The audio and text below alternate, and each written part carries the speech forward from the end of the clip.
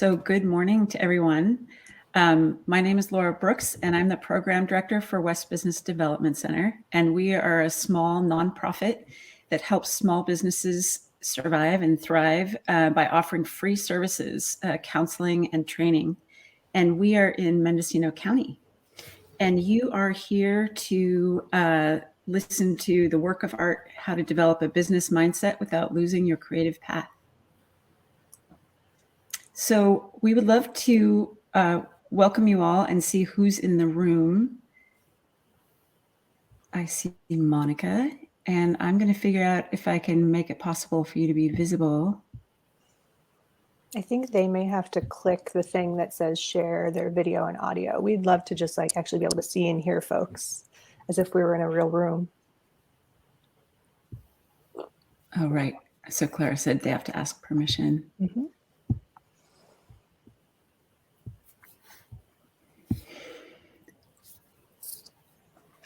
Do you guys want to start with your fabulous question?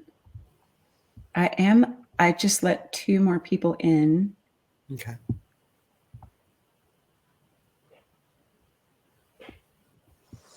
Hello. So yeah, we want to know who's in the room. What do you do? Are you an artist? Are you a business person? What do you do in the world? And then when we say the words artist, entrepreneur, what do you think of? NCRT, would you like to start? Hi, yeah, can you hear me? Yeah. Yeah. Cool. Yeah. All right, excellent. Yeah. My name's Calder Johnson. I'm the managing artistic director of the North Coast Repertory up in Eureka. We are currently still closed due to the Delta surge. And yeah, you asked with the question of what do I think of when I hear the word artist and entrepreneur?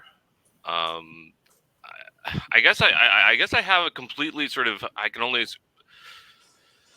natural assumption around that, since I'm particularly coming out of theater as a discipline and running the theater here. I mean, that's just show business, baby. Of course we need to sell ourselves to our audience. So yeah, no, that's me. Thanks. Cool. Thanks. Remind us again your first name because we're not seeing it visually. Calder. Calder. Thanks, Calder. Monica, do you want to introduce yourself? Sure. What was your question again? I was getting my tech all figured out over here. What do you think about when you hear the term artist entrepreneur? Oh, okay. Cool. I got that.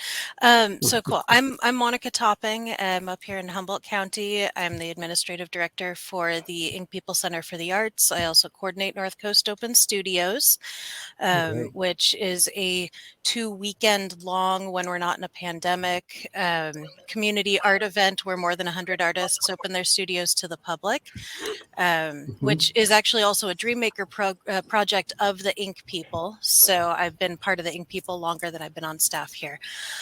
When I think of the words artist entrepreneur, I say, because all artists are small businesses. That's just what it is. So when we talk to artists around here, we are supporting them. We are encouraging them to build and grow and treat themselves like the small businesses that they are. And our theory around here is, if you make art, you're an artist. Awesome. Thanks, Monica. That's great. Excellent. Thank you for sharing. And welcome. Yeah. Hi, Sabrina. Well, so maybe we'll have our artists here also introduce themselves and talk about their journey as an artist and entrepreneur. Let's start with Allison Wiper. Oh, okay. And then if you don't mind, I'd love to come back to Sabrina and anybody else who's willing to share their video. Oh, absolutely. Yeah. So I'm Allison Wiper. I'm a multidisciplinary, interdisciplinary performance artist. I grew up in Grass Valley in the Sierra Foothills and studied theater, actually, Calder, in Boston, and then came back to California. I lived in San Francisco for 5 years and worked in the experimental experimental dance and theater and performance art world, doing a million different types of jobs. Personal assistant to artists, production manager for theater company, stage managing, working on festivals. I ended up learning about bookkeeping and doing bookkeeping for an interior design firm and a venture capital firm, and doing all kinds of different administrative and supportive tasks, personal assistant for different artists. Then I came down to Los Angeles in 2008 to study dance at UCLA, get my MFA, and continued to do all kinds of gigging on the side, writing indexes for academic texts, and more personal assistant, more stage managing, more production managing. So like so many of you all probably on this call, I've done a million different things.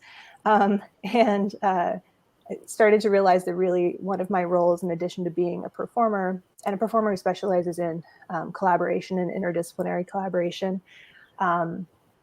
that one of my strengths is definitely helping people to find calm in chaos, and really understanding the needs of artists from a lot of different perspectives. And so in 2014, I started a company called Rhizomatic Arts that is using the idea of collaborative exchange, which is a fundamental part of my performance practice and creative practice, but applying that into all different types of ways to support artists. So everything from helping with website design to professional coaching, to also facilitating workshops where people are sharing their work, and curating in public spaces as well. So I started that project while also continuing to do different gigs here and there. I also run the professional development training programs for Center for Cultural Innovation, while also running my business. So, and I do still have a performance practice as well. So that's my perspective. I've worked with artists of all different backgrounds, a lot of performance makers, because those are sort of my core community. But yeah, I think that what Monica mentioned earlier is absolutely true, that by necessity, artists have to be entrepreneurs. We are entrepreneurs by default.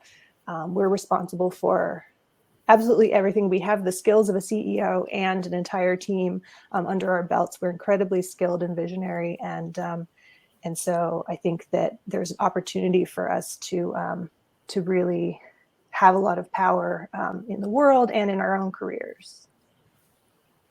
Can I pass it off to Jeremiah? Awesome. Well, good morning, everyone. This is Jeremiah Ojo coming to you live from Brooklyn, New York. Thanks so much for having me. I am an artist, cultural entrepreneur, art tech entrepreneur.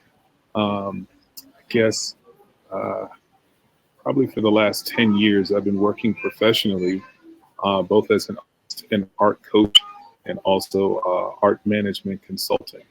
I run an organization called Ilekunwa, which means our door in Yoruba. I'm of Nigerian descent and proud. And over the last 10 years, I've been working in studio management, tutorial practice, as well as artist professional development and coaching. My organization, Ilekunwa, I started about 3 years ago, which is kind of a smaller subset of a larger organization called Creative Milieu, where we have facilitated and cultivated opportunities for artists of African descent specifically, in a myriad of different services, particularly around studio management, art coaching, and curation.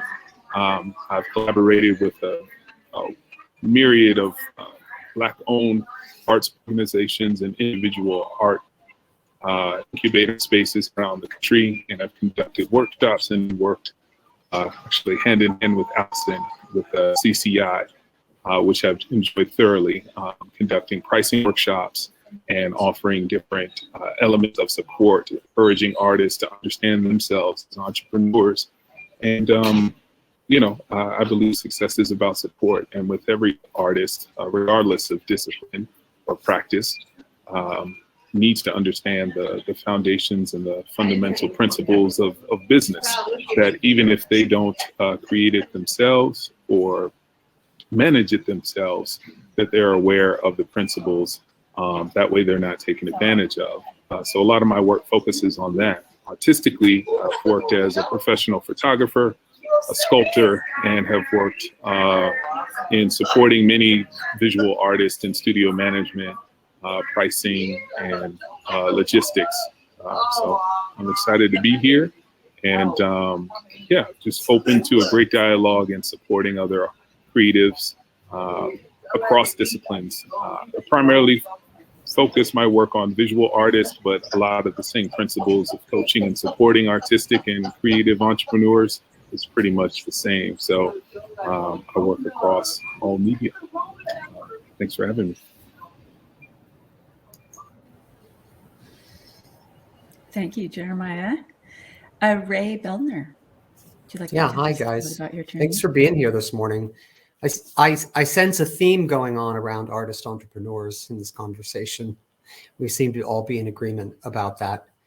So a little bit about me is I was born and raised in San Francisco, educated in the Bay Area, went to the Art Institute, went to Mills College. So got a degree in painting and printmaking as an undergraduate and a degree in sculpture as a graduate student. And I've come from basically a blue collar entrepreneurial family. So the idea of working for myself was just ingrained from the very beginning. And I understood, I guess, early on that as an artist, I was a solo entrepreneur, which meant I had to bootstrap everything myself. When I got out of, I'd always worked in construction to support myself, and I transitioned over to teaching. And one of the things I realized pretty quickly as a teacher, as my students graduated, they would sort of disappear into the ether. And I would wonder what happened to them. And every once in a while I'd run into them, either working at a Starbucks or a cafe or some menial job, and they weren't making their work. And it occurred to me that the main thing that was missing from art education was some training, at least some expectation of that artists who were leaving art school would understand a little bit about the business of art. So I started the first professional practices class at the San Francisco Art Institute, and that was probably like 20 years ago now, 18 years ago. And I got a lot of hell for it from my colleagues who believed that all we needed to do was teach the students about materials and methods and art history and theory, and they'd be great. And my answer was always like, really, where are those people now? You know, what are we doing for them? Art's one of the few creative or career paths that has almost no defined path to get to something resembling success. Whereas if you're a doctor, a lawyer, an accountant, you pretty much know how you're going to do that. So I taught for 15 years, and my main thing that I was teaching besides sculpture, interdisciplinary practices, conceptual art projects, was professional practices for artists. And I taught it at the Art Institute, UC Santa Cruz, UC Berkeley, CCA, all over the Bay Area. Because I myself was, besides being an artist, an active artist for the last 25 years, exhibiting in museums and galleries, nonprofit spaces, I was also running small businesses on the side. I did plumbing for 15 years. I owned a series of laundromats. That's a whole other story. Don't ask me how or why that happened, but I did. I got licensed as an art appraiser, which I still do. I do art appraisals. I'm a collection manager. I manage a collection of a fairly large and ambitious art collection in the Bay Area. I've also worked as an artist coach on the side. So I've had lots of gigs like artists do. I've ran businesses. Most recently, I started an art fair for independent artists called Startup Art Fair, aptly named because that's what artists do. They start up, and also being in the Bay Area and working for startups in the past. We basically, it was a hotel fair, and we ran it in 5 different cities, 4, LA, San Francisco, Chicago, and Houston. And that's what I did for the last 5 years until COVID hit. But the fair for me was a culmination of all the things I kind of believe in as an artist and as an art educator.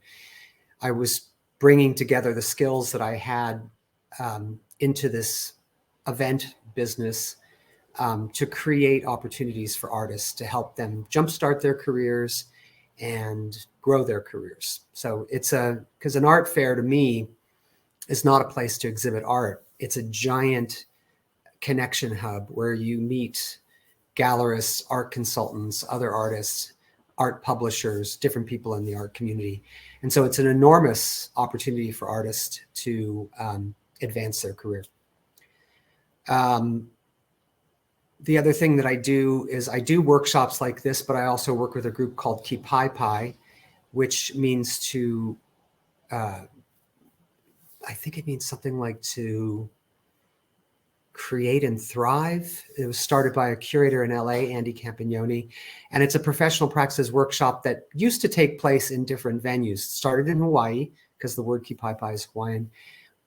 We did it in Ojai, New York, Mill Valley, I want to say Joshua Tree. Yeah, so West Coast, a little bit of East Coast. But again, it's a 3-day event where artists come at a conference center, and there are artists, and then there are teachers, I guess you'd call us. And we do portfolio reviews and consulting with the artists on an hourly basis. Plus there's other events involved with it. So I continue to, even though my business of supporting artists through art fairs is not really working right now, I continue to do that on the side with Keep High Pie. Yeah, and the other thing I wanted to mention, I forgot, I have my notes here in front of me, but I'm not looking at them. Besides starting my own businesses, I have worked for startups.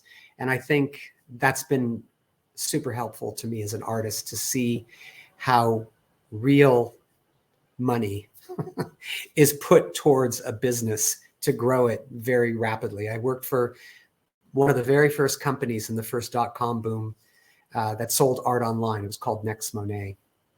And that blew up for about 2 years, and we had $100 million in funding, which we burned through between 1999 and 2001.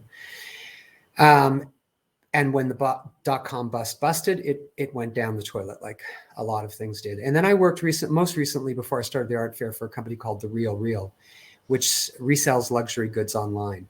And they had an art section, and I was brought in to head up the resale art section.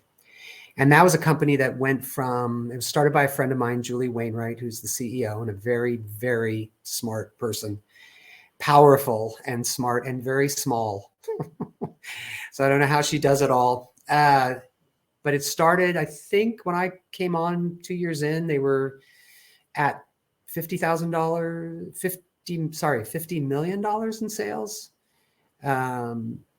with a valuation of 100 million. Now their valuation is over $1 billion, and they're public. So that happened in like 7 years. I worked for them only for a year, and I had enough. But it was enough to help me understand kind of practices for my own business. Anyway, so that's where I come from. And now I'm just moving. I moved out of San Francisco. I live up in the gold country in the Sierra foothills, and I'm just making my art.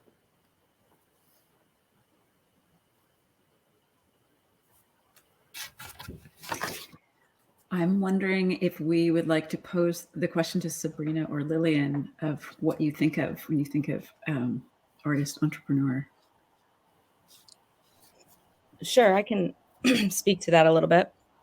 I only recently began to see myself as an artist. When I was a kid, I was a very creative person, but my creativity was stifled by trauma, a lot of trauma, and just like there was no really value in my community around the arts, and it wasn't seen as something that, you know, was worth teaching me or allowing me to indulge in. So I spent most of my childhood just like repressing my emotions and being angry and just like numbing myself to the world. And I had so many emotions, but didn't have the skills to express them at all. And so that built up for years and years and years until it eventually exploded and resulted in like just a total self-destruction of the self, and and just going down a really bad path. And so then I really began to start to become aware of the injustices in the world and the things that were contributing to these parts of my life. And that kind of became like my sole focus and obsession, is like addressing those injustices that took and like broke the artist that was inside of me and didn't allow that person to flourish. And so I've been really involved in like community organizing and creating like projects meant to like create new systems as we kind of remove ourselves from capitalism. And as I'm like creating these projects and developing these relationships and having all these visions and manifesting them into like actual tangible things that are happening in the community, I started to realize like, oh, wait, like this is creation, this is art. And I began to see my life as my art. And in regards to like my entrepreneurship with art, I would say that like my endeavors with getting involved in the community organizing and creating these projects. I work for a nonprofit, so I don't know, it's not like your traditional entrepreneurship setting. But absolutely, I'm creating my own role in the community. I'm bringing my creativity into it. I'm creating projects to help people who have gone through situations. That's exactly what I had gone through, using my lived experience and bringing, you know, recognizing that art and culture is something that is essential to our well-being, and artists and cultural workers coming into this movement work is essential to the success of this movement work. And so everything that I do, I try to call artists in to collaborate with. I try to make sure that the people that I'm working with receive, you know, services that are beyond just food and water and healthcare, and recognize that sometimes for some people, the will to live only comes when they begin to create. And so being able to give that to people so that we can together start to just all be entrepreneurs in the ways that we are, whatever that looks like. It doesn't always have to be about making money or making capital. Sometimes it's about building community, creating connections, and just having your life be a beautiful work of art.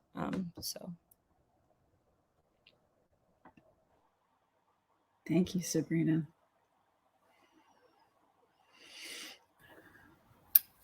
Well, I have kind of a different, I guess, perspective, being that I work with the West Business Development Center. So I kind of see the business side of artists on a regular basis. And it seems to be that there is a common conception of artists as being poor at business. And I find that kind of interesting, because I think being an artist myself as well, I see that most artists are really kind of jack of all trades. I mean, they really take on everything with their creativity on a regular basis. So it seems like I think there is a disconnect for some artists with regard to the marketing, or, you know, that kind of, or the numbers of business. But when it comes to kind of the grand picture, the big picture, I think most artists are so willing and capable to just attack whatever it might be with their creativity and come up with new, fresh ideas and solutions. And that's what an entrepreneur is building something from nothing. So it seems like, who better than artists to be entrepreneurs? Really, you know, there's nothing we're not capable of doing. And I think as Sabrina said, we're integral in the whole big picture of the economy, of the community. There's a lot that we have to offer, and you know, and we should be able to make a decent living at doing it as well. When you hear the term artist entrepreneur, what do you think of?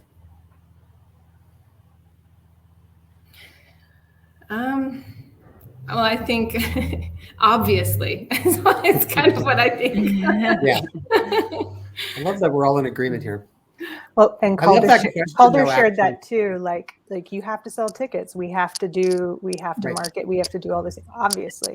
So like, what's occurring to me is like, well, what's standing in the way of us being better situated economically? Like, what's getting hung up if we're all in agreement? You know, where's the problem lying? Mm-hmm. Right. I mean, some of it is cultural, right? We have a culture that doesn't value sort of the heart and soul of humans right now. I think in different times in history, artists were really important and were valued differently. And it will rise and fall probably with the whatever is happening socially at the time in that culture. Feels like it's a good time for it to be on the rise. It is a real cultural thing. I did a couple of shows in Korea, and I was totally impressed by how well the artists were treated. And our show was a particularly interesting idea, but it was a collaboration between teachers and their students. The students had all studied in the United States, and they were all Korean, and the teachers were all American. And we did this cross collaboration where we had a show in Korea and a show in the United States, and we did it twice, actually. We were like on television. They came out with TV cameras for our show. I don't know how many of you have had shows and then like the TV cameras show up. That doesn't happen in the United States.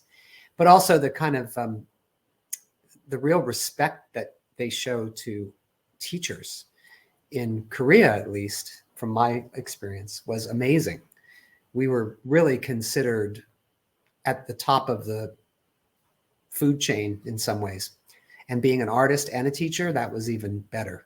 And we just don't have that here. It's sadly, that's why this question, I think, is interesting. We're asking it to the wrong people. If you ask this question about what does it mean to be an artist entrepreneur, what does it make you think of? If you ask most people that, they would laugh in this culture because they think they're mutually exclusive terms. But we all understand that they're very interrelated. You can't be an artist with any kind of a career without being an entrepreneur to some degree. Yeah, I also think that it has a lot to do with the examples that are presented. When we think about, You're at an airport. What was that?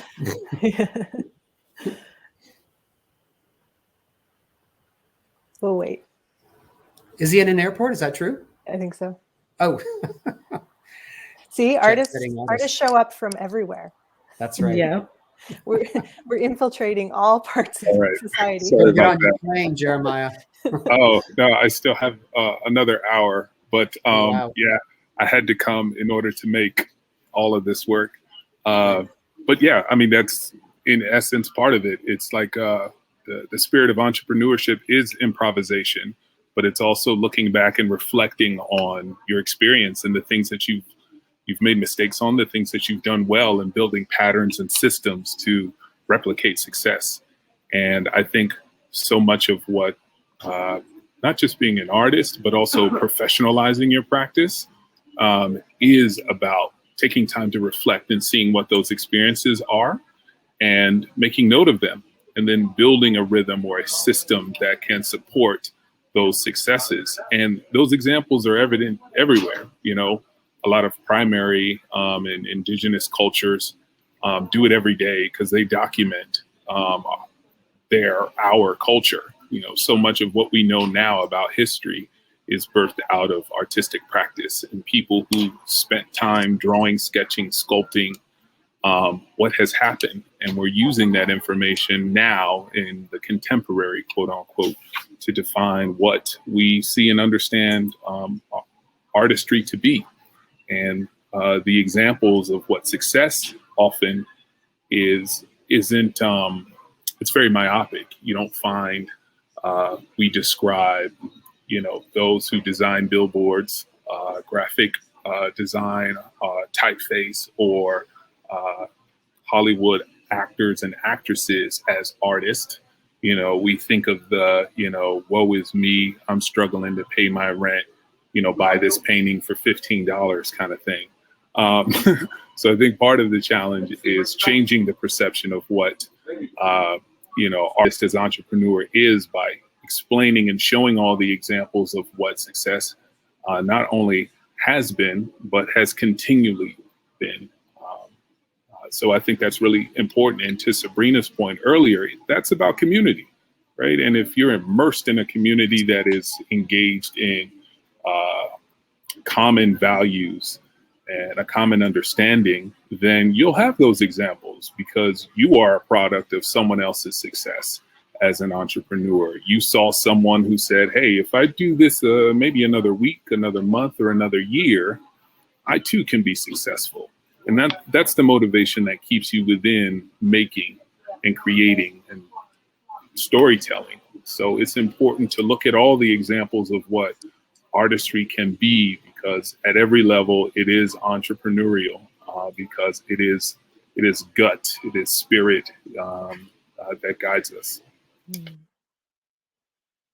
Totally. I'm so glad you guys talked about community, Jeremiah and Sabrina. And of course, Monica is coming from Ink People, which creates a strong place of community for artists and culture workers. I always find with the artists that I work with or collaborate with, one of our biggest hurdles is isolation and competition. And Ray and I talked about this before, that there's this pervasive scarcity thing. I felt it very strongly early in my career in San Francisco in particular, probably because there were so relatively few opportunities available. And I imagine those folks in rural areas probably feel this even more acutely, that oftentimes it fostered this sense of competition. Like there's only so many grants to go around, or only so many residency spots, or, exhibition spots available. So I found that was leading to like people kind of keeping things close to the vest and not wanting to share like grant applications or, proposals with each other, or like, really being pitted against each other. And that is definitely part of the systems in which we're working right now.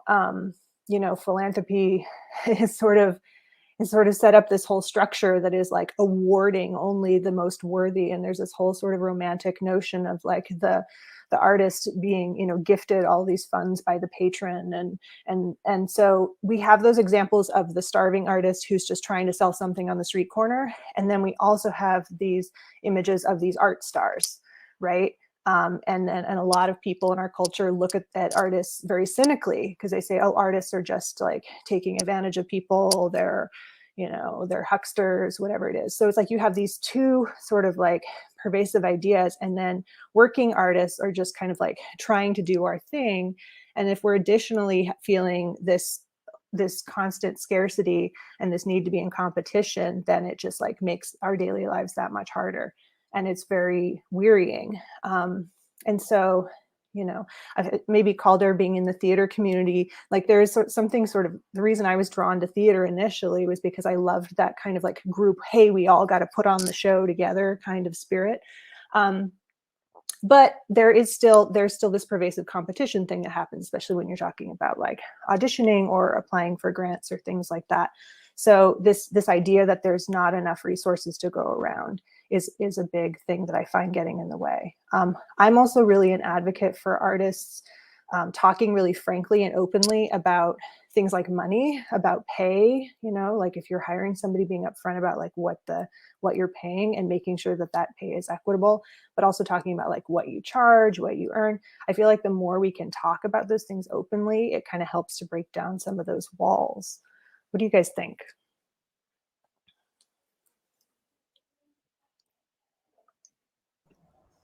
I have some thoughts. Is it okay if I speak? Yeah, of course, please. Of course. Yeah. So everything I'm hearing, we talk about this in like the working groups that I'm in all the time, and how during times of emergency or crisis, artists are actually some of the most vulnerable in the community because they are most impacted by the economic crash that happens during those times. And unfortunately, in our community, because of all the trauma and all the crisis and all the poverty, like art and the way art is currently like kind of flows through our society is that it's like seen as a privilege in a way. Something you can only kind of turn to when you have extra money. It's like a hobby. It's not really seen as essential to, and I'm talking, obviously everyone here knows these things, but like to the broader community. And for people like myself who have been so disconnected from artists and the arts community their whole life, didn't even know they could be an artist. And so, so I really think that like, as like what I'm learning and where I've, like I said, found my ability to be entrepreneurial as an artist is using my creativity to create projects that address these injustices, address the root cause of why art is seen as a privilege. And that's because our society, it tears us down, it exploits us, it oppresses us, it, ties us into the chains of capitalism so that people who could be super creative and super creative aren't able to do that because they have to work, meaningless jobs to pay bills. And so I would like, by creating these projects in the community, we have been able to get grant funding and, get donor buy-in and create like a collaborative network within this nonprofit I'm a part of creatives in the community who are creating projects to do just this. And of course, we bring an artistic element into it. And of course, we call in artists to contribute their creativity to this work. We pay artists. We make an effort to make sure our artists are paid. And we try to continue to create roles in the community where artists can use their practice to serve the greater community. They can kind of transition to a social practice, because if artists want their work to be valued by the world, they need to create a world that values their art. And so that is really what our mission is as artists and as creatives, is how can we use our practice to change the world, to transform society so that people can enjoy art again, so that people can stop holding their breath from all of the chaos of the world and just slow down and appreciate like nature and art and beauty and be able to create that themselves and express themselves. All of this like built up energy that people have that's coming out in anger and hate and murder and killing because they're projecting, because they don't have the means to express what's going on inside of them. And so we are all here because we have that ability. We have the ability to express and create and be entrepreneurs. So how can we bring that to the communities that are most vulnerable and need that the most to heal? And how can we create a community that appreciates and embraces artists and see art as a social practice and something that's essential to the community as a whole? And so as we build these projects, they are collaborative. So you build a team, you're working together, you're applying for funding together. It really is a team effort, but everyone does get their autonomy because everyone can create in their own way and bring their own thing into the project. And then also I'm in conversation about like building a regional network within the North Coast of, arts institutions and organizations that are leading this sort of movement and wanting to spread like this knowledge and these skills to their local community. So other artists can kind of step into this framework and see themselves as a valuable and essential role to the community, to the world, and to this movement as we dismantle and deconstruct these old systems and build new ones. This is where the artists come in and really need to, step in and just, yeah. So that's my opinion on this stuff. What's the name of your nonprofit that you started or work with? Or I didn't start it. It's called Cooperation Humboldt. And so I'm not sure if anyone is familiar with any of the work that they've done. They've done like the Artist Dismantling Capitalism has kind of become like a nationwide workshop event. And so that's kind of where it started. And at Cooperation Humboldt, we really, really value the arts and culture sector. And we see ourselves as creatives too. And so calling in artists, paying artists, funding artists for doing this work is a huge one of our goals. Mm-hmm. Fantastic. I kind of want to circle back a little bit to something that Allison was saying about the way that kind of artists are pitted against each other. Because, I'm from the Bay Area and I've experienced that. When I go to other places like New York or LA, artists seem to be more cooperative. They see the pie is not finite, but kind of, it's almost like an endless bucket, or whatever. It's a lot of different ways to imagine it. But we in the Bay Area always imagine it as a very finite pie. You take a piece of mine, I don't get any of it. And I would always, I never understood that mindset, because when I worked in startups, I mean, one thing is really interesting about startups is that people in startups, like the directors, the CEOs, they meet with their competitors all the time. You don't hear about this or see this, but they know each other. They know their business model, and they know who's in that space, and they meet with them all the time for a variety of reasons: possible collaboration, possible, buying them out or getting bought out. There's a constant conversation going on between these big companies. They don't, I know they're competing against each other, but they kind of don't see it that way. And I always found that really interesting, and a lot of fruitful things came out of that. And well, like, for instance, look what happens when Uber and Lyft work together to try and change laws in California, right? I mean, my God. Well, that's kind of a bad scenario right there. But powers combined. But it's true. Yeah. And the other thing I wanted to mention is, like, as an artist, I despise the nonprofit model for arts organizations. I think it's corrosive, and it's for the reasons you were saying, Allison. Again, it's like this idea that these experts will choose you for the grant because you're the best. It sets up automatically this competition between artists where we shouldn't be competing. It's apples and oranges constantly. My apple is different than your orange, even if we're both doing collage. So I find that not good. And having been on boards of nonprofits, the Headland Center for the Arts, the San Jose Institute of the Arts Root Division, the other thing I don't like about it is, for those organizations, it forces you to have a very scarce mentality. If a grant, for example, like we had the Andy Warhol grant for 5 years at Root Division, and then it ran out, and we were panicked because it was a giant part of our operating budget. And so in all the organizations that I was on the board of, I was always pushing for more entrepreneurial solutions to the problem of funding. How can we as an organization, just like I thought about myself as an artist, what resources do I have? What resources do we have that we can leverage to make money to support this great organization? Typically, it's the artists themselves which are the resources. So how do you leverage them and use them to help you build up your organization? Because waiting for money from a government organization is infantilizing. And I don't know if this is true, but if any of you have ever read the critic Dave Hickey, who wrote Air Guitar and a bunch of other great writing about art. He used to be an art dealer, and then he became an art critic, and he was super snarky, taught at UNLV. His theory about the NEA, for example, was it was started under Nixon.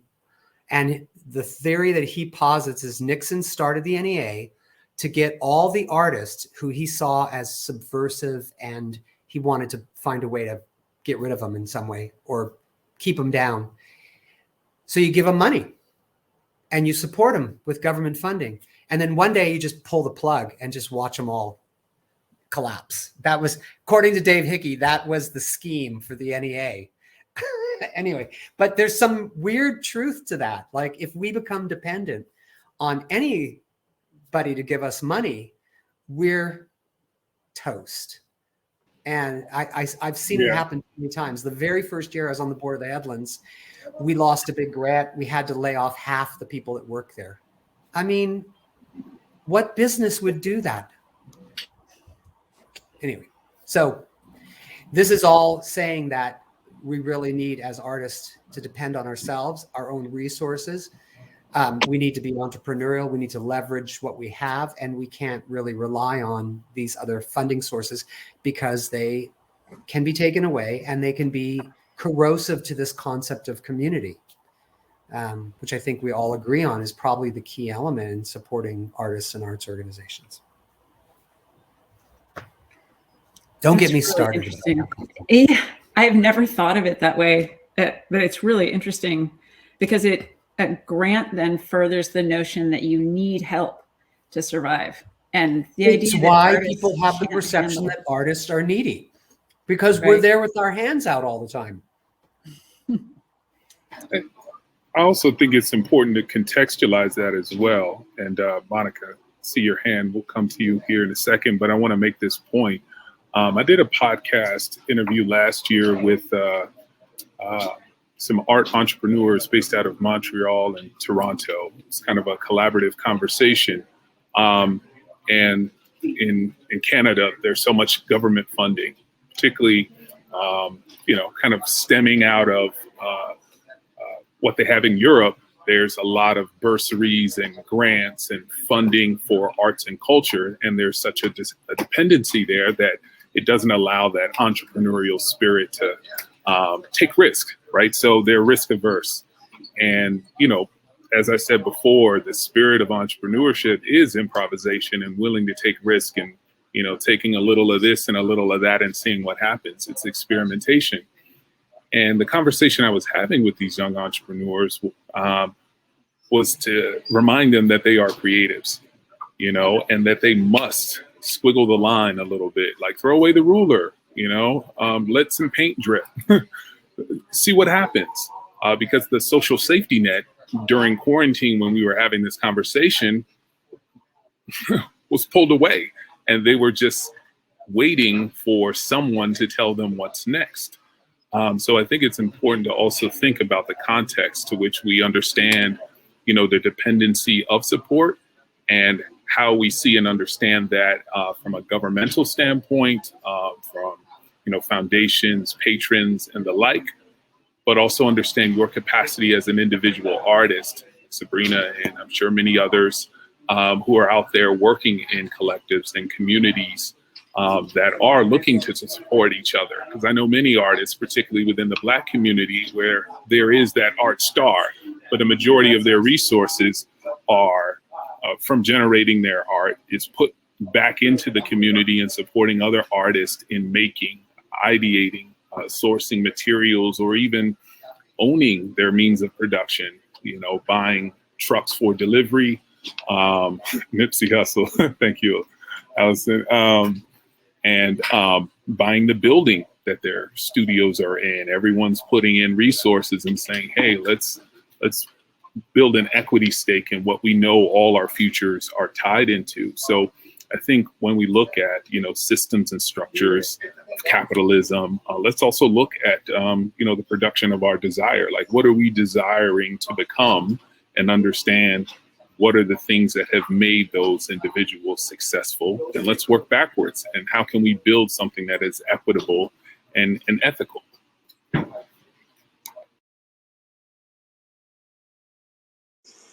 And the other thing too that this makes me think of is that particularly in communities of color and indigenous communities, cultural communities, are some of the most cutting edge economic ideas coming right now. I mean, some of the most interesting projects in these new economy and solidarity economy projects that are happening all around the country that maybe don't get as much airplay as the Ubers and Lyfts, but are really potentially transformational in a big way. Most of these are coming out of communities of color. So, organizations that are like helping to organize community land trusts and community ownership of real estate in areas like Oakland and the East Bay, folks that are starting, they're creating entrepreneurship accelerators and things out of like Native American communities.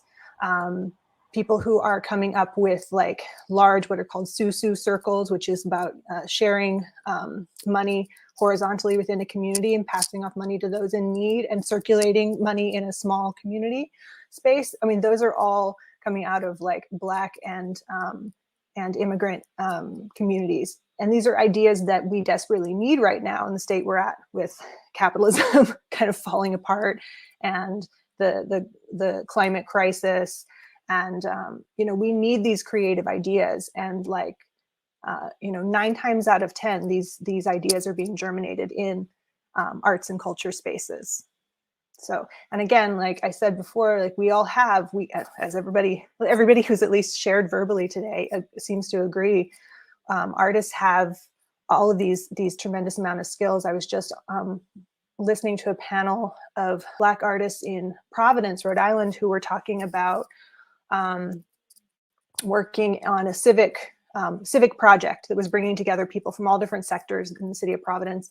and how it was the artists in the group who were recognizing sort of like the communication problems that were happening, and like the fact that people weren't like sort of socially melding and really connecting. And the artists were the ones that were perceptive enough and had the tools to immediately offer to the group to like say, hey, let's have meals together. Let's set up some different structures where we can start to build stronger social ties and social alliances, because we need that in order for this project to move forward to make our city better. So artists are pulling from things and perceiving things that are so essential for anything to move forward, right? I'm sure Sabrina is all over that. Also, folks who've just come in later, we invite you to click the thing to share your video and audio so that you can talk with us. We would love to we still have another 40 minutes, so this can totally just be a round the room conversation. Yeah, Monica. Unmute. We can't hear you, Monica. You're on mute. She's talking about the importance of mime in a creative economy. Sorry, I talked over you, Monica. I forgot you were going to talk next. My fault. You're still muted. Still muted. I wonder if I can invite you to talk. I can unmute her probably. No, I can't. Dang it. Let me see if I can. Sounds like. There you go. Hello? No, it only gives me the option to mute. Still have to click the little microphone button at the bottom of your screen.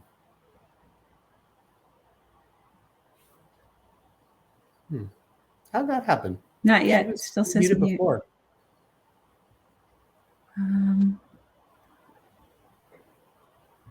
I blame it on that guy right there.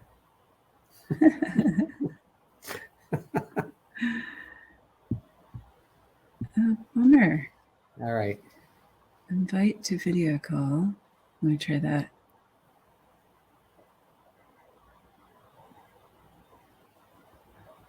So strange.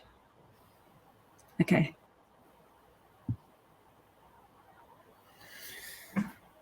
Sometimes I think we were told that sometimes it's about refreshing your browser, that can solve a lot of the problems. You might try that. Oh, yeah. You know, Okay. Going back to some of the stuff you guys were talking about, sort of exclusivity versus collaboration, just as a heartening thing, Lillian, I don't know if you want to talk about the gallery you started, because part of it is the giving artists a space to be seen, and that can feel like a huge hurdle. Yeah, sure. I'm happy to share.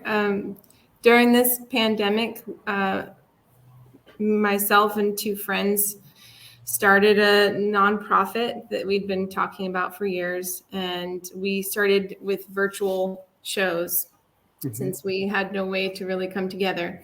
And then we were offered a space in like a shopping center, a space that had been vacant for 5 years, I think, at no cost, to just make it look like, everything is flourishing. So we jumped at the opportunity, and it was in pretty sad shape. And we invested our own money to put a new floor in and repair the walls and get it looking like a gallery.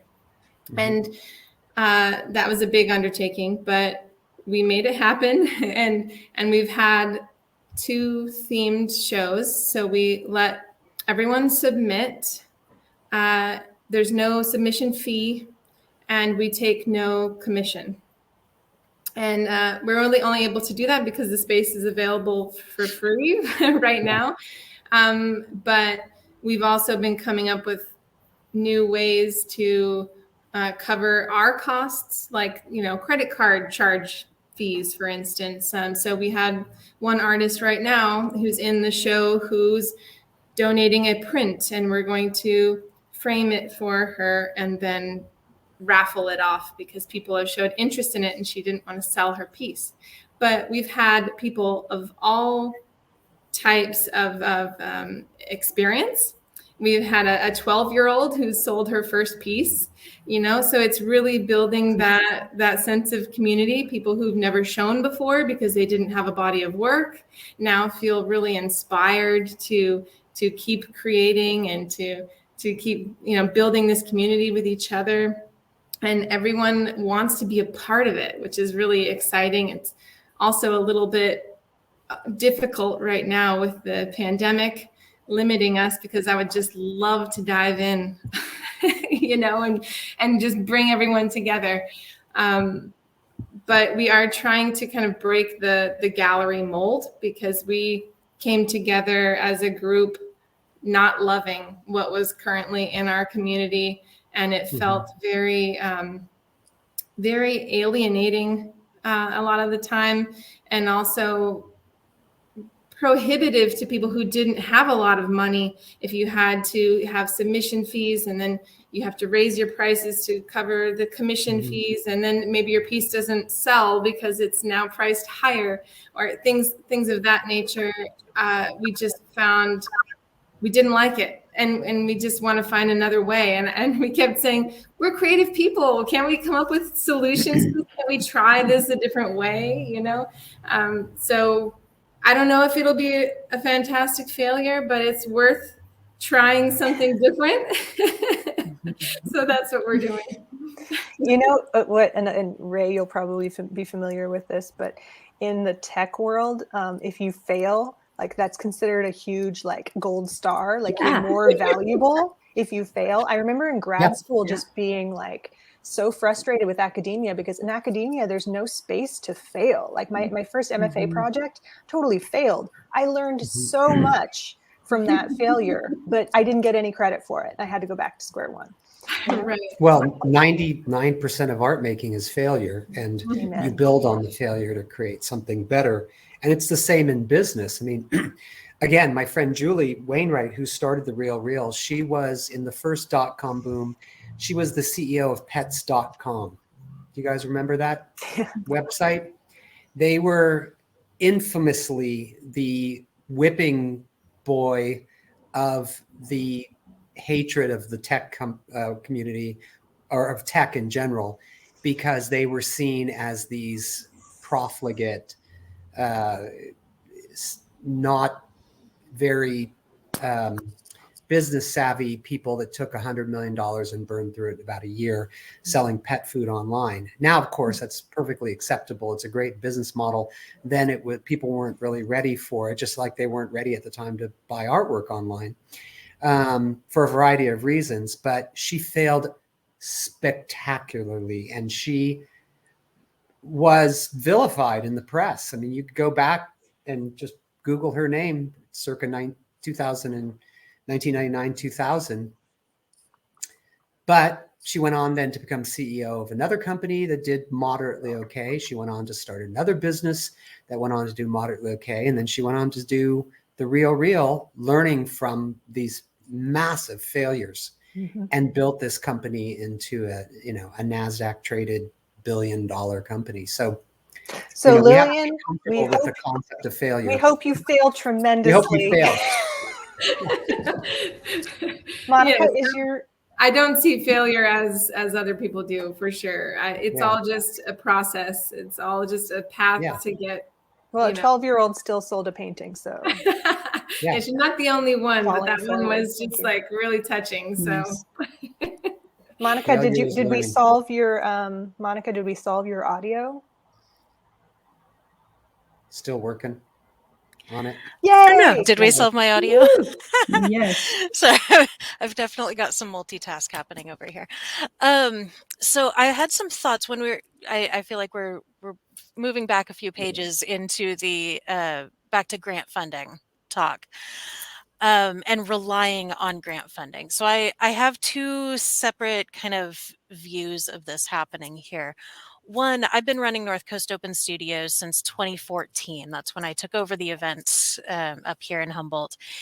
And one of my goals with that event every year is to you'll get everything that needs to be paid for in, between registration fees and sponsorships and, everything and not rely on grant funding at all unless there's something very specific that needs to be covered. There was one year that I applied for some grant funding from like our local lodging alliance, and I think one other place maybe, so that we could advertise out of the area, just to see if that would, like down in Sonoma, see if we could bring some people up for our, very Humboldt centric event. But, inevitably what I find when I don't do a lot of grant applications, very much on purpose, but I find when they ask that question, like, if you get this grant funding, how are you going to pay for this next year? I try to come up with all of the other ways that we can get things paid for, so we're not relying on the grant funding.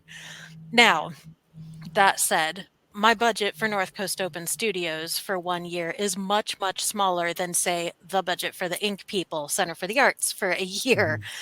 And we do rely on a lot of grant funding, but, this year there was a specific grant that we get, and that's been a little bit of a wake-up call, because it's, for services, it's actually, we've got a handful of teachers that we send into juvenile hall that work with the students in there.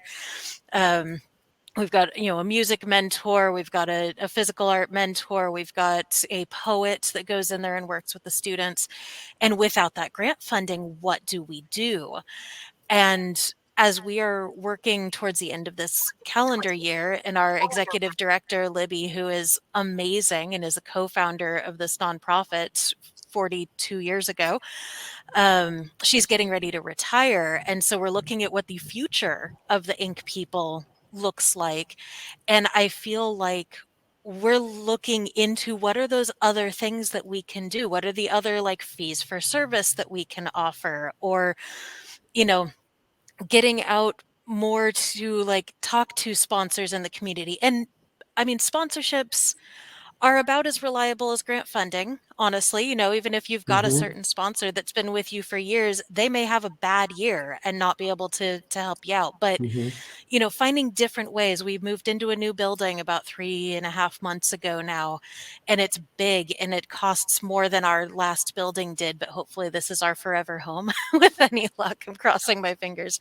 But, we're working on figuring out how to make up the difference and how to pay for this space more than we were in our old space. So it's like, who can we share space with that can, contribute to what we're paying on our rent? And, there's just so many other possibilities to think of. And I think that is where this kind of comes back around to the entrepreneurial mindset and running nonprofits like businesses. We have to really, we can't just rely on grant funding. We have to constantly be thinking of what are the other things, let's build up our membership base, in a way that I think has been attempted many, many years over. But I've got 10.5 years of public radio behind me, so I feel like I've got something to offer to that. But I don't know. That's kind of where I keep thinking, the entrepreneurial mindset even comes back to running a nonprofit. The entrepreneurial mindset comes back to being an artist. And shoot, if the grant funding is there, we're going to take it. It's not like we're going to say no to it. That would be dumb. You should. Or not, try for those opportunities. We just can't rely on them. I think that's a really smart. I think that's a really smart attitude to have. If the money's there, take it. Lord knows I got my share of PPP loans and stuff during this COVID crisis because I run a business. But yeah, I'm not counting on that next year. The answer, I think, for artists, for nonprofits, for all businesses, multiple small streams of income, because you can't just get your money from one source. Again, diversification. If you rely on one thing, if you rely on membership or sponsorship over another, and those go away or they drop, you're screwed. I have to say that the most entrepreneurial nonprofit I've been on the board of was Root Division. Only 1/3 of their money came from grants, whereas a lot of nonprofits, it's a huge portion, 3/4 sometimes. They have a store, an online store. They teach classes that they sell. They have exhibition program, and they make money off of sales of work. So they have multiple things going. Yeah. What are the thing is, I look at as an artist, or with any business I start, it's the same thing I look at as an artist. What are my resources economically? What can I bring to the table? What kind of skills do I have? Who can I partner with as a business and as an artist? With artists, you partner with galleries, you partner with art consultants, you partner with publishers. They're your business partners that can help you. With nonprofits, there's a board. There are other outside entities that you can work with. How do you leverage all that to keep it going and to Or create other kinds of streams of income? Go ahead. Other nonprofits too. I mean, how can we borrow from that idea that you were saying about like CEOs of startups comparing notes and talking about collaborating? I mean, like in the theater community, there's organizations like Network of Ensemble Theaters, right? Find a bunch of small theaters, Calder may be a member, and see what resources we can share with each other and what opportunities we can create. I want to just point something else out too about grant funding. There's kind of the other side of the coin to what we were saying earlier is that actually, yes, there's this perception of scarcity, but actually there's a tremendous amount of money out there available, whether we're talking about foundations or government grants. There is a tremendous amount of resource out there. And for some people, that may make the most sense. And when it comes down to it, part of the entrepreneurial practice is you have to figure out who are my people, who are the people I'm serving, and what can they afford? How do I want to work with them? Some people who are doing community-based arts in under-resourced communities, like their patrons, the attendees, the people consuming their product are maybe not people of means, whereas Root Division, I imagine, probably has a decent number of like moneyed collectors that they can count on to be buying their artwork, right? Just little that I know about them. But some organizations, some groups, some collectives, that's not going to be the case. You can't say necessarily that you have a decent amount of collectors or potential patrons that are going to be able to sustain you. So in that case, this is a moment where, as some grant writer colleagues of mine have said, certain arts groups, certain artists and arts groups who are really responding to the moment, the social crisis moment, artists of color, artists who are tapped into what the world needs right now, actually may be potentially in a really good position to get support, to get grant funding. And yes, I think it makes sense to create your business model so that you're not wholly dependent on that source. But it actually can also be a really good opportunity to take advantage of. And so then you need to draw upon your entrepreneurial skills of being able to communicate what you have and to be able to quantify and qualify who your audience are that you're reaching, and why your work is important right now and why it's solving a needed problem, in the world. You need to be able to draw onto all of those things to make that case. But there are a tremendous amount of funds available to some artists if it makes sense for your business and what you're doing. So, yeah. Welcome back, Jeremiah. Thanks. Welcome, Alyssa. Welcome, Alyssa. There, I'll unmute myself. I missed a little gap in the middle of this session, but I've been listening since the beginning, and I'm on a panel that's coming up after this at 10:15, or conversation.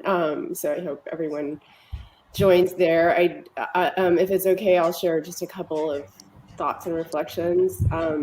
First, I think it's amazing that this is an economic development conference, and there are a couple of sessions on art, and that is a shift from what I've seen in the past, and so that's something to applaud and be happy about. I think, Monica, when you were talking about the ink people, moving toward, these are just sort of scattershot thoughts, but I'm concerned about, as we look to the future with looking for sources of revenue, I see a decline in membership, individual patronage of organizations. There's a real generational um, it's stratified. Like the people who are over, I would say 55, really understand that, and they write the check every year. But as you get into younger generations, there's really a like, what's in it for me mindset, and people are not. They're not just they don't see themselves as like, the importance of belonging to a professional organization as being quite as important. There has to be some sort of value that they get. That money has to come right back to them. So I would just caution against leaning too heavily on that model as we go forward. I think there are exceptions, like public radio is a good example of an exception. And I should introduce myself quickly. I'm Allison Wiper, the executive director of the Arts Council of Mendocino County. I see Lillian. Lillian is on our board, so it's so great to see her here. So we're a very rural county. Our population is under 90,000, and we're a big county. So the density of that population is low. We're spread out. So that's kind of where I'm coming from. And I think it's exciting to consider these cooperative models. I really feel like that's where the future is for us, like as a civilization and country and humanity in general. So I like to see like artists pushing in that direction, but I also think that we're really called to redesign the world. Like this is a moment where we need to redesign. That's like the products we use. That's like the systems that we agree to be a part of. So I think that to me, that's like what's most exciting. I don't think there's a place for like the isolated genius working in a studio, and those people need to keep working and do what they do. But there's also this calling, I think, to kind of come together and in a collaborative sense, like truly rework the world from the ground up. So that's all I have to say at the moment. I'll say more next hour. Hope to see you there. Thanks, Alyssa. Nice to see you here. Good to see you, Laura. I would love to say I totally appreciate the input about membership, and one of the things that that I think is important to building, and I think clarifying first off, I guess, because this was a conversation I was having with Libby Maynard, our executive director, a couple weeks ago, was that our membership model is not the like voting member model, but the like you give this, give in these tiers and have these things offered back to you. And one of the things is building tiers that are attractive to people. And one of our big draws, I don't know, I should put big in finger quotes because you can see my finger quotes, is having gallery shows that are members only shows. So that, granted, that's only like 20 people or something like that, but it's something. It tells me that like, okay, people are willing to pay for an annual membership if they know that, they can get into our artist challenge in December. They can get into our Mascabition. They can, there's certain shows that we do that are members only shows. And honestly, from my years in public radio, one of the things that I found is most people aren't as interested in the stuff. They're not just in it for the tote bag. They really just want to like support, they want to support what's happening. And so we kind of treat things like our membership and then our donors differently. And I really am not sure that I necessarily agree with that, but just historically, that's how it's been done with this particular nonprofit. And who knows if there will be a shift in that. But it's really just about, we do a couple of solicitations a year and we get a certain amount of money from it. But, just trying to like figure out different ways, like what can we offer? What community collaborations, what is mutually beneficial to some of the businesses around here for them to offer a discount to our members, and for us to be able to send them in the door to those local businesses, which we do anyway. But if they offer a discount to people who are Ink People members, that's cool. And if people choose to use it, great.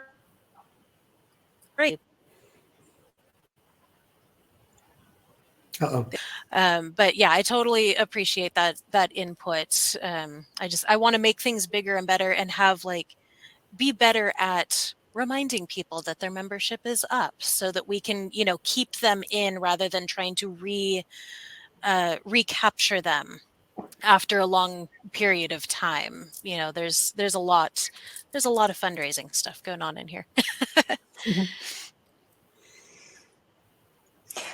Yeah, I would want to share too. I was just reading an article recently about, on the subject of cooperatives.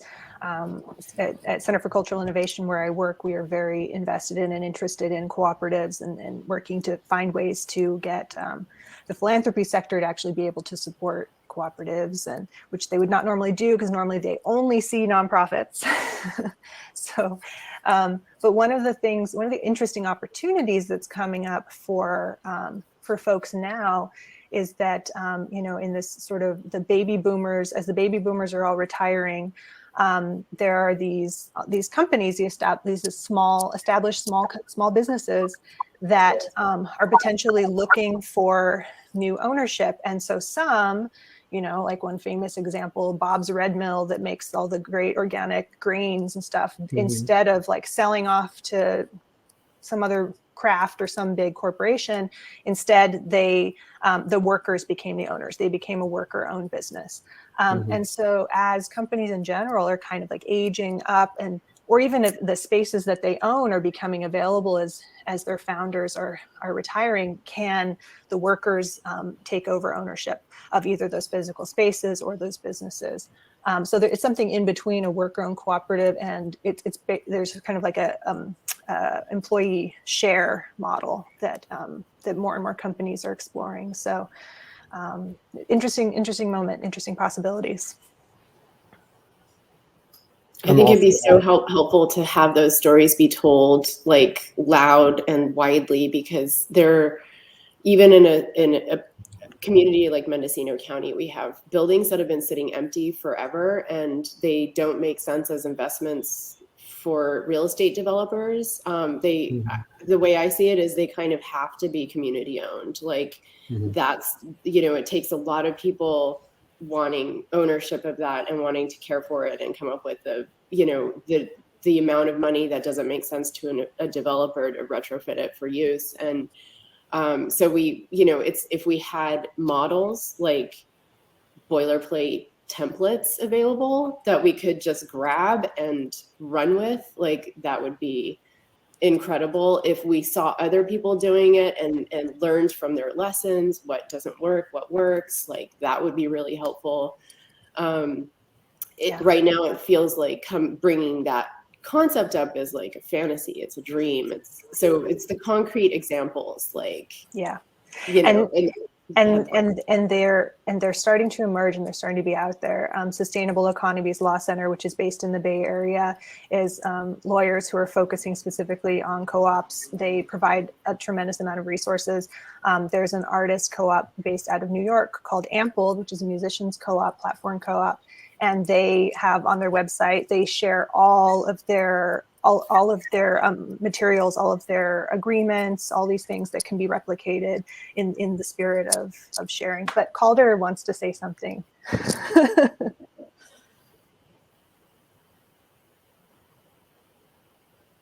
Oh, I'm not hearing anything.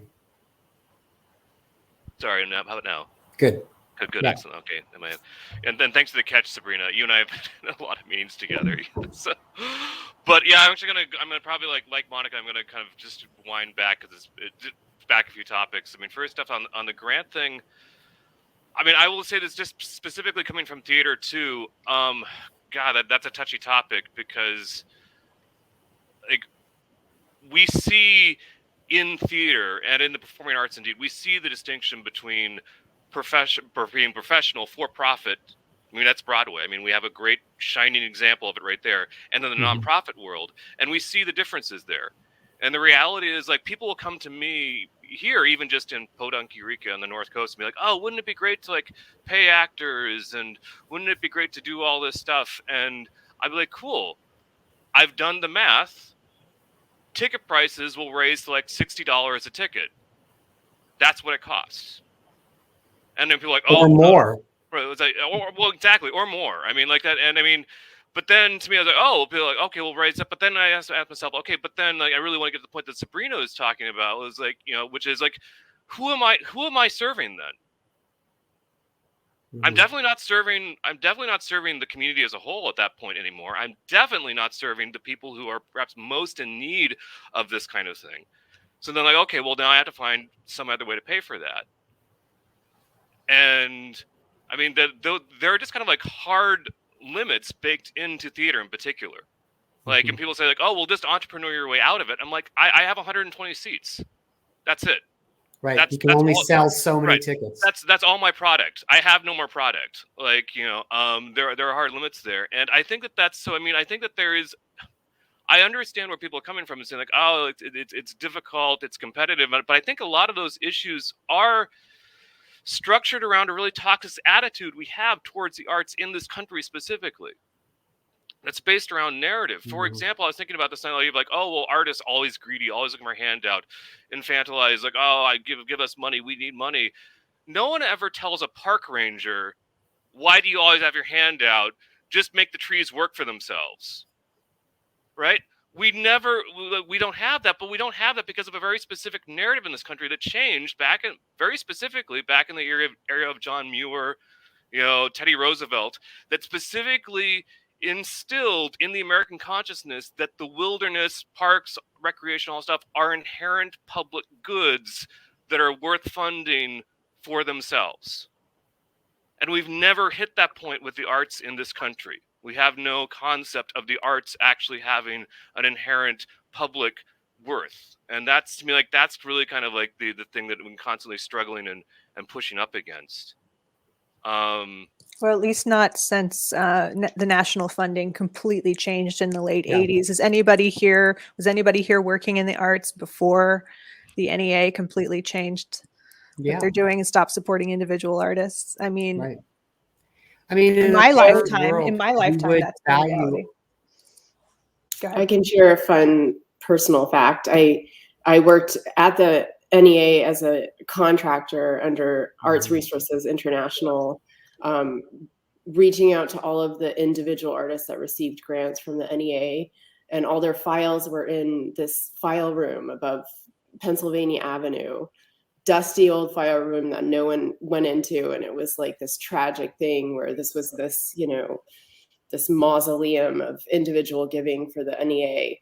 And, they'll never do it again. I think they restarted. I think the California Arts Council is now giving to individuals. That's a state agency. Yeah. That is a change. That's a return. So there's return. Always, there's always hope. But honestly, I mean, in a perfect world, we would have people value the arts and see it as a public good, and we would support it like they do more in Europe and in Canada, and it would be a lot easier for artists and arts organizations to get by. But it's never going to happen here, because the mindset we have as Americans is people don't value art and artists, or they think it should be very, very inexpensive. I mean, I have to ask a question of callers, like, why shouldn't it cost $60 to go see a play? I just went and saw To Kill a Mockingbird on Broadway, and I paid about $200 a ticket. And I'm not saying we should do that, and not everybody can afford that, but like, goddamn, I mean, I go to people's houses and they don't have anything to put together, but they have great TVs and great cars, and we bitch and moan about spending $60 to see a play. I mean, we have to, it's not that we have to make our work cheaper for people. We have to change people's minds to understand that it's worth that $60, because we can spend that money. I mean, rather than waiting for the government to subsidize it, which will never happen, we got to change the mindset. Like, why shouldn't people pay for what we do? Why should it be free? Why should artists be paid to do what they do without anything in return? We do live in a capitalist society. Well, if I ask you to come clean my house, I pay you because you provide a service, right? Well, but let me flip that around. Why are we not charging $300 to go into the parks? Why are the parks because not, why are the it parks is something not, we not see just as for the rich people? cultural good, and we actually put money towards it. But it's not the same with art. That's the thing. I wish it were the same, but it's not. I mean, if we didn't subsidize the parks and we didn't set aside land because we value it, I would pay to go do it. Yes, I would pay a lot more to go do it. I still pay, but I'd pay a lot more because I value going there and I value its preservation. It's not the same though. That's my only answer, I guess. Yeah. Well, the predicament that we're in is that artists right now, are living in this system that is not just, is racist, and is unjust to people without means. And nonetheless, we want people to experience our work because that's what feeds our souls and feeds our communities, right? And so people are right now still in a situation of trying to cobble up, funds from different sources, relying on services, teaching, all different kinds of models to try and keep things going. And it's exhausting, but also innovation needs to be able to happen. And Sabrina is saying that it's there, the energy is there. I know that the energy is out there, and I know that people are trying to come up with creative solutions, but it's not just yet. It's not there yet, for sure. There's a deep horizon to be moving towards, for sure. Well, I like what Monica was talking about with memberships, for example. Like, it's kind of the Patreon idea of supporting an organization, right? You give them money at a certain, and depending on how much you get something back, right? This is how Patreon works. It's very successful for some artists. Yeah, so having this whole market available online is a new development that I think artists are finding new ways to use and adapt. And I just wanted to just go back to talking about the pandemic. Artists were immediately shifting to find ways to present their work, a lot of them. I saw a lot of online theater happening, and online dance happening. So obviously artists are constantly innovating, and there are new tools and things that we can be learning about. And I think at our best, we're like sharing these resources with others and helping each other learn and adapt, and learning from each other. So I wish, Jeremiah, are you on chat at least to be able to sign off? Is he still having problems at the airport? Let me look and see if he's here. Yeah. No, it looks like we lost him altogether. Okay. Jeremiah, but we would have some insight. Well, and there's a bunch of great stuff going on in the chat. Jacqueline has been writing in. Marianne offered the point that much of our national parks are paid for through our taxes. But all really good discussion. Wouldn't that be nice if we kicked in a few more bucks for the artist and we were able to subsidize it through taxes? Wouldn't that be nice? Yep, consider it an essential service. The Alameda County has this little tab that goes out with their property taxes. It's inserted into your property tax bill, but you can donate to an arts fund that goes to the Alameda County Arts Council. So that we're not doing that here, unfortunately. That may be unique to Alameda County, but that's one idea. Is it's an opt-in. Yeah. Right. Yeah. Well, I mean, most counties have arts taxes. Actually, it's more common than we think. It's often coming through hotels, hotel tax funds in San hotel tax Francisco, fund. and things like that. Yeah. All right. Well, I think one of the things that has, it's very vivid for me at this moment is that, it's an intersectional struggle. It's not just the arts, it's the arts connecting with, which is appropriate for this conference, right? Connecting with so many different sectors of the economy and social life and social movements and political movements. Glad to be part of the conversation. Thanks for the invitation, Laura. I know we're coming up on 10 a.m. So thank you. Oh yeah. No, it's been great. A lot to think about. If anyone has any last words or questions, it says we have 7 minutes left. So I guess they let you go over by 10. Well, I know at least one person. Elysom, what's your session called? So folks can join in. That would be great.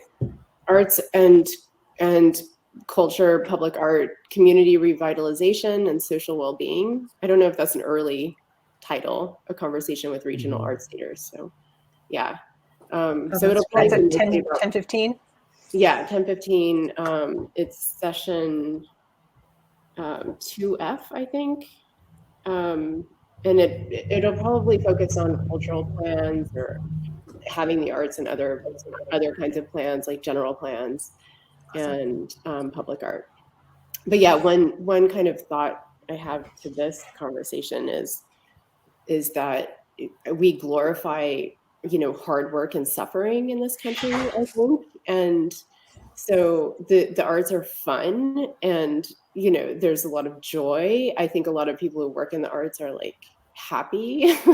So I think if we solve this problem of glorifying suffering, this sort of puritanical kind of, it has to hurt in order to be worth money, or, I don't know, like you have to pay people for that. Like if we could kind of have better balance in our lives, like generally, maybe get away from the 9 to 5 sitting upright at a desk, like if we just rethink what work looks like in our lives, like I think that might solve the problem kind of indirectly of revaluing things that are joyful and fun and the labor that maybe someone enjoys doing.